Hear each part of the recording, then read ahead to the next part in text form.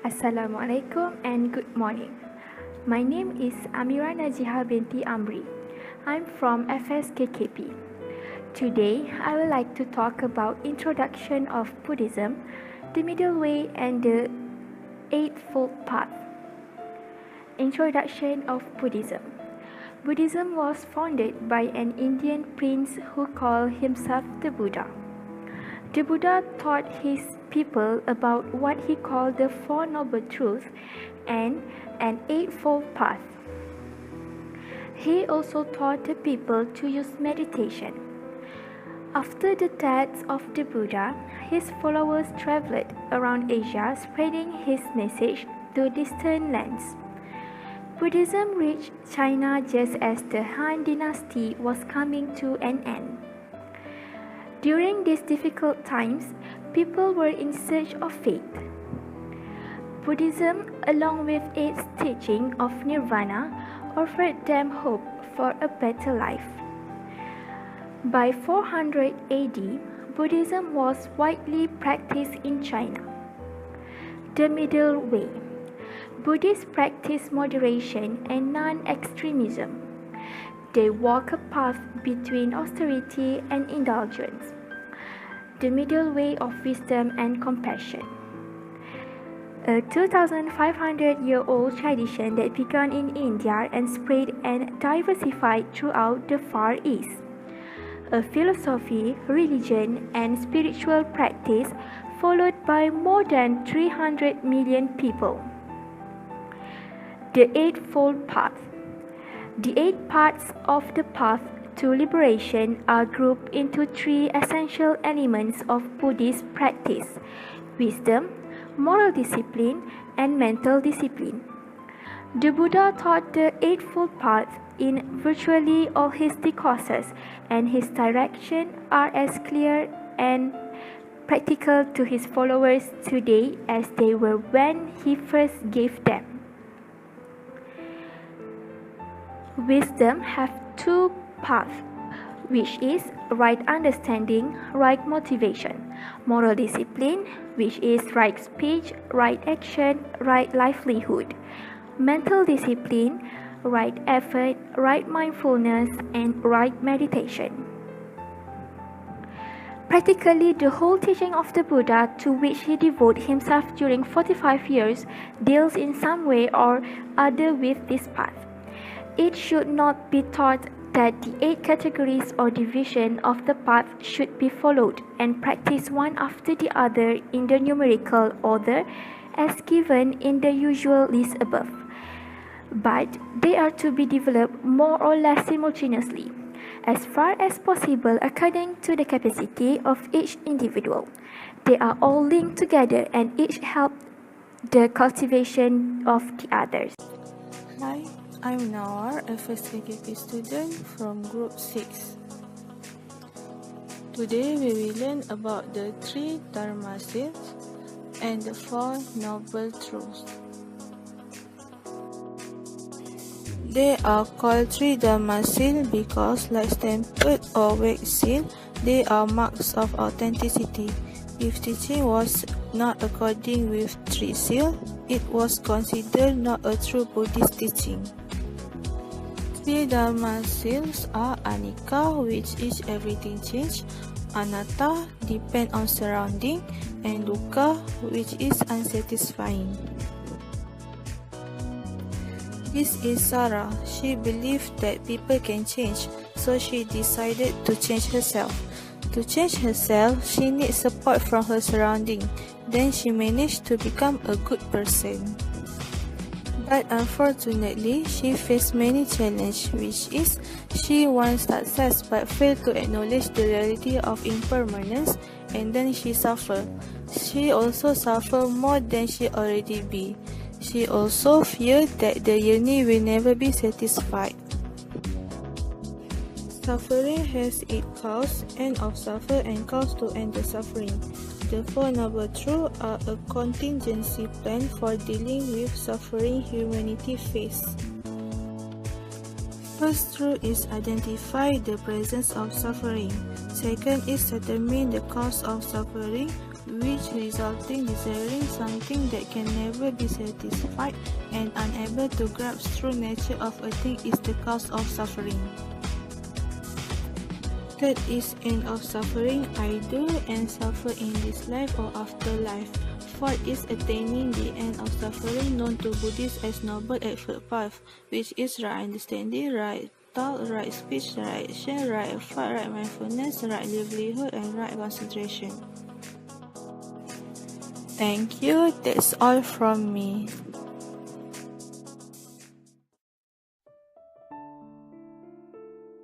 Assalamualaikum warahmatullahi wabarakatuh. My name is Nur Ali Shifina binti Zakaria. My ID number is C17108. And today I would like to share about the Chinese civilization, which is for the family and social system. Confucianism is the dominant philosophy and doctrine of proper ethics and conduct of the Chinese people. According to Confucianism, the family must first be put in order and only then can the state be ruled. Social system is an extension of family system in the community. The traditional social order of priority and 5 ethical relationships.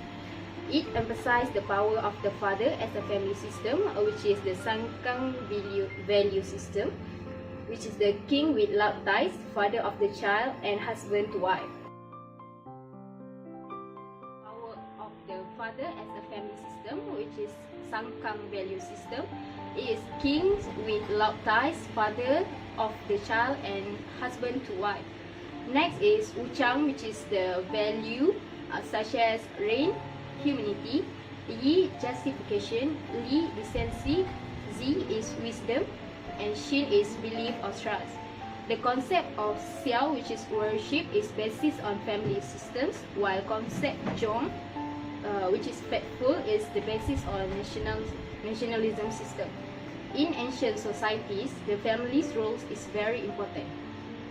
Zongfa system, which is ancestral progenitors, plays an important role in the relationship between man and man. Next, for the social system is the mergers Jia, which is family, and Gu, which is national, to the Chinese political structure.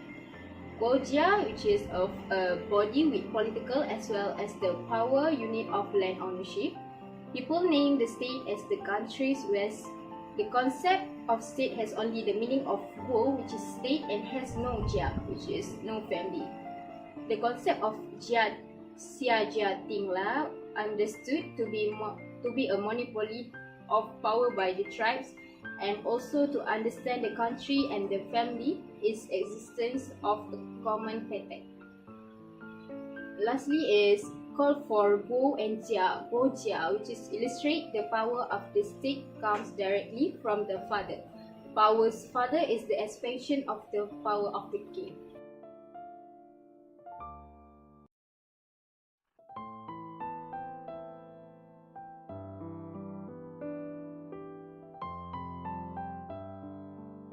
Hi everyone, today I'm going to talk about the 4 great inventions of China. Firstly, the invention of paper making. This invention is a great contribution to the world cultural development and international communication. In the Shang dynasty, about 3,500 years before the present, the Chinese had already their own written character, which were known as the oracle board. This is because the word is carved on the tortoiseshell or animal bone. During the warring state period, bamboo and wooden plates were instead of bone. However, bones, bamboo, and wood are too heavy to carry. Hui Shi, a philosopher, flourished, had to hire 5 carriages to carry bamboo and his books when he abroad to teach. The traditional inventor of paper making is attribution to Cai Lun, an official attached to the imperial court during the Han dynasty, said to have invented paper about 105 current era, using mulberry and other blast fibers, along with fishnet, ostrich, and hand waste.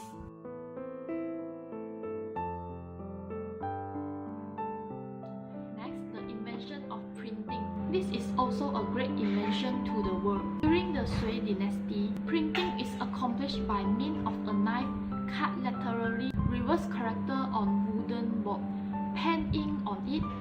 print the character on the paper. However, the wooden board can only be used once. This is because the boards are specially made for the printing of the book. Therefore, to print a book is a very painstaking task at the time, and to print a book of different content, another batch of work should be made. Thank you. Hi and Assalamualaikum. My name is Yasmin. I'm from FSKKP. I'm in the group 6 would like to present about another two great inventions in ancient China, which is about compass and gunpowder. So first, let me introduce you with compass in ancient China, and these are the example of the compass and how it looks like.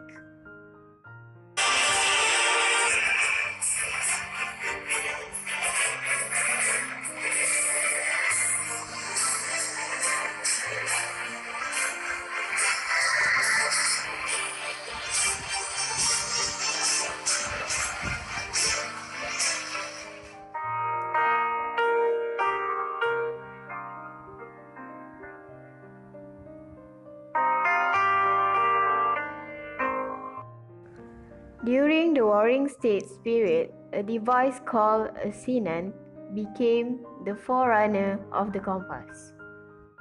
A senan was a ladder-like magnet on a plate with the handle of the ladle pointing to the south. In the 11th century, tiny needles made of magnetized steel were invented. One end of the needle points north while the other points south. The compass was thus created. The compass also greatly improved a ship's ability to navigate over long distance. It was not until the beginning of the 40th century that compass was introduced to Europe from China. So that's all for the third great inventions in ancient China. And next is the fourth great inventions called gunpowder. So these are all the example and a video of the gunpowder. But once they figured out the right proportions of ingredients to create a blast, they began using the powder even more, creating fireworks to keep evil spirits away and bombs to defend themselves against Mongol invaders. It was these Mongols, most likely, who spread the invention of gunpowder across the world. In Chinese, gunpowder is called Huyao, meaning flaming medicine. Unlike paper and printing, the birth of gunpowder was quite accidental. It was first invented inadvertently by alchemists while attempting to make an elixir of immortality. It was a mixture of sulfur and saltpeter and charcoal. At the end of the Tang Dynasty, gunpowder was being used in military affairs. In the 12th and 13th centuries, gunpowder spread to the Arab countries, then Greece, other European countries, and finally all over the world. Thank you. Hi everyone, I'm going to talk about the Chinese civilization in the part of architecture. Firstly, is the Great Wall of China, is also named as Changchun. The Great Wall of China actually consists of numerous walls and fortifications, many running parallel to each other. In 7th and 8th century, battles happened frequently among the states and the Spring, Autumn, and Waring States dynasty, and in order to defend themselves, they began to build walls and towers on the borders. It was the state Chu who first built the wall. It was during the Qin dynasty that the kingdom of Qin united the different parts into one empire. To defend of the inventions from northern invaders. And you know what? The most famous is the wall built between 200 BC and 220 BC by the first emperor. Qin Shi Huang had all the wall joined up. Thus, the Great Wall became into being. The primary purpose was always to protect the Chinese Empire from the Mongolians and other invaders. Most of the current Great Wall we see today was built in the Ming Dynasty and is approximately 6,000 km long from east to west of China. Next is the Temple of Heaven in Beijing, also named as Tiantan. The Temple of Heaven was built in the Ming Dynasty in 1420 by the Emperor Zhu Di in the Royal Garden. Once a year, a winter solstice, the emperors of the Ming Dynasty and Qing Dynasty came here to help the heaven ceremony and to pray for the good harvest. It is the largest and most representative existing masterpiece among China's ancient sacrificial buildings. Its grand architectural styles and profound cultural connotations give an insight into the practices of the ancient Eastern civilization. The temple covering an area of 2,700,000 square meters. The northern part is higher than the southern part. This design shows that the heaven is high and the earth is low. And the design reflected an ancient China truth of the heaven is round and the earth is square.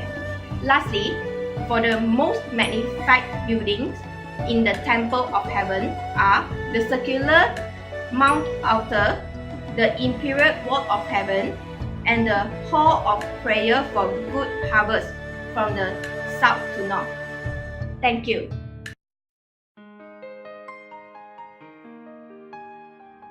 Hi everyone. I'm going to talk about the medical aspect of traditional Chinese medicine and Chinese pharmacology knowledge. For example, the theory of yin-yang. Yin-yang theory is the conflict of opposite of the two positive and negative aspects of things. It is also mutually dependent on each other, and they also disappear and turn interconnected to each other.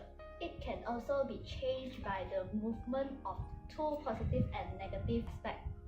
This is the TITAS, the combination of yin and yang. For example, for yin, which is night, cold, dark, passive and female. For yang, day, warm, light, active and male. Anatomy of the yin-yang contrary, balance and adjustment in the event of circumstance rather than a person will develop the disease. Neijing Huangdi books can be divided into some areas, which is aspect of determinant disease. A good doctor will examine your face and pulse pressure to distinguish the nature of yin or yang. Next is the aspect of medicine. If the disease is cold properties, which is yin, then hot properties, which is yang, is used to heal the disease, and also vice versa. Moreover, is medical use. A doctor has to prove the relationship of a drug with the disease, yin or yang, so that it can be recovered to normal. This is some explanation of yin-yang. Thank you.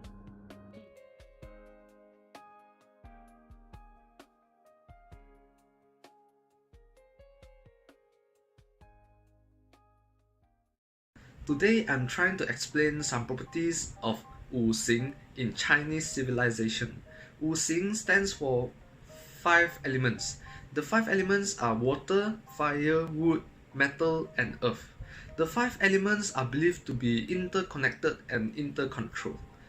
There are 2 cycles in the 5 elements. One of it is Sheng cycle, and another one is Ke cycle. The Sheng cycle is a positive feedback loop that amplifies response of simple discrete time delay system with positive feedback, while the Ke cycle is a negative feedback loop that oscillates response of simple discrete time delay system with negative feedback. The positive feedback loop shows the 5 elements giving positive feedback to each other. For example, the wood produces fire and fire produces earth, while in negative feedback loop it shows the 5 elements giving negative feedback to each other. For example, the fire inhibits wood and the water inhibits fire. During ancient time, the old Chinese people, they believed that the 5 elements are related to the self-regulating system of science system, especially the biology system. Studies show that a single negative feedback loop gives oscillatory behaviors with outputs that are typically fairly sinusoidal, while adding a positive feedback loop gives a necessary condition for the existence of multiple steady states. Ancient Chinese people also believed that the 5 elements are related to the self-adaptive systems that have been developed in the theory of natural control. They believed that the optimal control could be achieved by balancing the strength of negative and positive feedback loop. That's all. Thank you.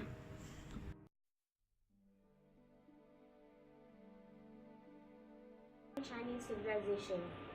First, mathematics. The Chinese independently developed very large and negative numbers, decimals, binary system, algebra, geometry, and also trigonometry. Simple mathematics and oracle bone script date back to the Shang dynasty, and one of the work is Yi Jing, which included hexagrams. Ancient Chinese civilization has created a method of calculating the decimal system since the Shang dynasty. It uses rod to represent numbers from 1 until 9. This was the first number system adopted 1,000 years even before it was adopted in the West. Chinese civilization has made complex calculation in mathematics seems very easy and quick to be done. Zhuzhan Shuangshu, which means 9 chapters of mathematical art. This includes 246 problems that discusses not only on the method of addition and subtraction of numbers, but also on the shapes, base and altitude, reducing dimensions, and also proportional distribution. It also been said that during Chinese civilization, they introduced abacus as a counting tool, which is also being used in today's world. Next is astronomy. Back in Chinese civilization, the astronomy was used for timekeeping.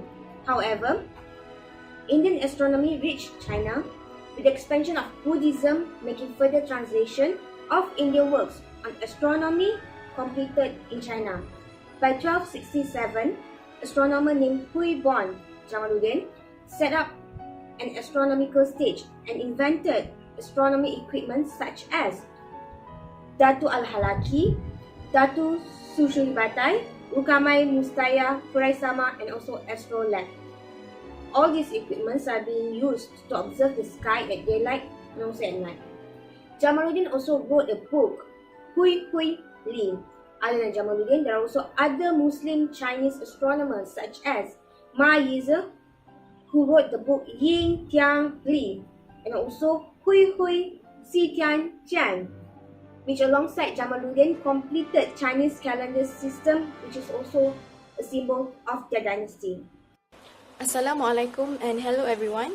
My name is Nur Amira Shohada binti Shamsul, matric number CB17004, and I'm going to present one of the contribution and achievement from Chinese civilization, which is music and entertainment.